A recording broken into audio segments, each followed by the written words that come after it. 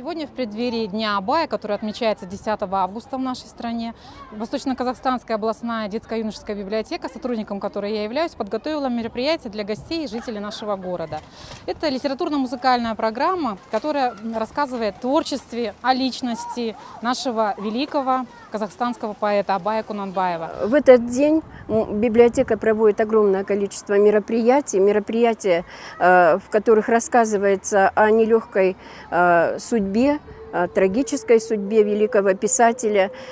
Творчество Абая Кунанбаева – это не только народное достояние, национальное достояние, это достояние мировой культуры. Ценность Абая заключается в его словах.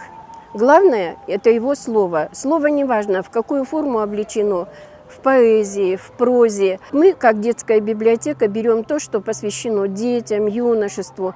Абай ведь говорит о том, что невежество – это не есть хорошо, невежество не растит человека достойного, что все время нужно учиться. Он огромное значение уделяет знанию, то есть человек все время должен что-то познавать, только тогда он действительно растет, только тогда он действительно достойный человек.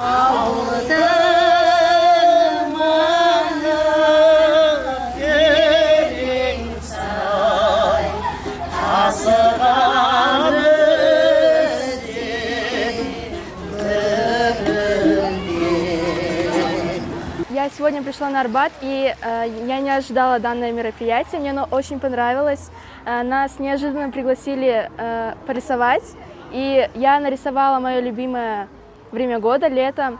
И также я знаю Абая Кунанбаева, я стихотворение его знаю, я учила его стихотворение, и знаю о том, что он писал стихотворение о временах года, и вот я в честь этого нарисовала время года, лето.